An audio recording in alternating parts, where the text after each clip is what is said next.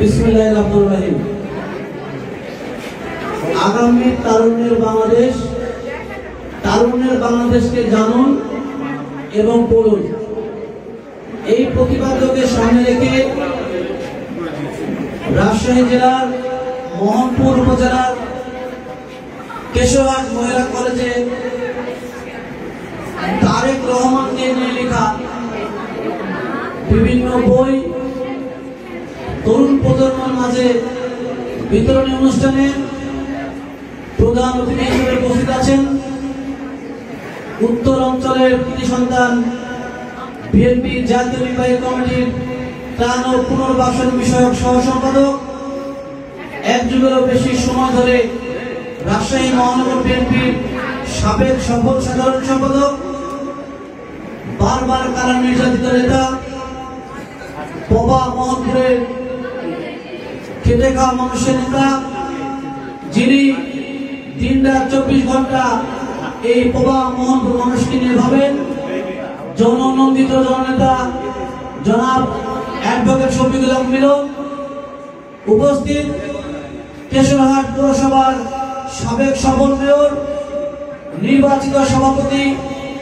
আলাউদ্দিন আলম, উপস্থিত অত্র কলেজের গভর্নিং বোর্ডের সভাপতি, কেশরহাট পৌর বিএনপির সাবেক সাধারণ সম্পাদক, যিনি ধানের শীষ নিয়ে এই পৌরসভা নির্বাচন করেছিলেন, খুশবুর রহমান, কেশরহাট পৌরসভার নির্বাচিত সাধারণ সম্পাদক মশিউর রহমান সহ সঞ্চালনা করছেন রাজশাহী জেলা যুব দলের অন্যতম সদস্য মোজাফফর হোসেন মুকুল সহ বিভিন্ন পদের নেতৃবৃন্দ, আমার সামনে শিক্ষার্থীবৃন্দ, সবাইকে জানাই আমার প্রাণপ্রিয় সংগঠন বাংলাদেশ জাতীয়তাবাদী যুব দল রাজশাহী জেলা শাখার পক্ষ থেকে প্রাণ ঢালা শুভেচ্ছা ও অভিনন্দন সালাম।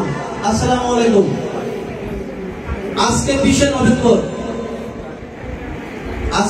নভেম্বর আমাদের বিএনপির ভারপ্রাপ্ত চেয়ারম্যান জনাব তারেক রহমানের 61তম জন্মদিন। আজকে আমরা তার জন্মদিন উপলক্ষে তরুণ প্রজন্মের মাঝে আমরা 2টি বই উপহার তুলে দেব, কারণ তরুণ প্রজন্ম তারেক রহমানকে তার সঙ্গে জানতে হবে। তার জীবন কিন্তু অতটা সহজ ছিল না।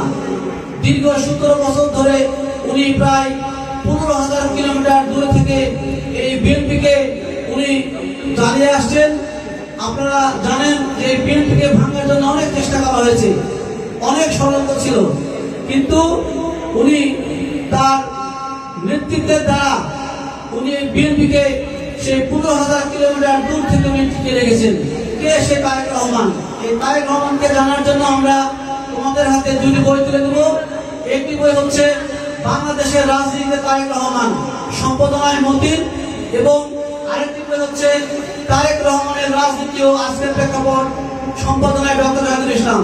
তোমরা এই বইগুলো পাশে নিয়ে গিয়ে মনোযোগ সহকারে পড়বে এবং জানবে যে তারেক রহমান উনি কে। তাই আজকে আমি বেশি বক্তব্য দেব না, আমাদের প্রথম অতিথি উনি বক্তব্য দেবে। আমরা শুধু বলবো এই তরুণ প্রজন্ম যেভাবে 2024 সালে বাংলাদেশকে স্বাধীন করেছে, এই তরুণ প্রজন্মই ইনশাআল্লাহ আগামীতে আমাদের বিএনপিকে তারা তাদের পক্ষে কাজ করে বিএনপিকে রাষ্ট্র ক্ষমতায় নিয়ে আসবে ইনশাআল্লাহ। অল্প সময়ের মধ্যেই আমাদের ভারপ্রাপ্ত চেয়ারম্যান তারেক রহমান বাংলাদেশে ফিরে আসবে। এ বলে সকলের সুস্বাস্থ্য দীর্ঘায়ু কামনা করে আমি আমার বক্তব্য শেষ করছি।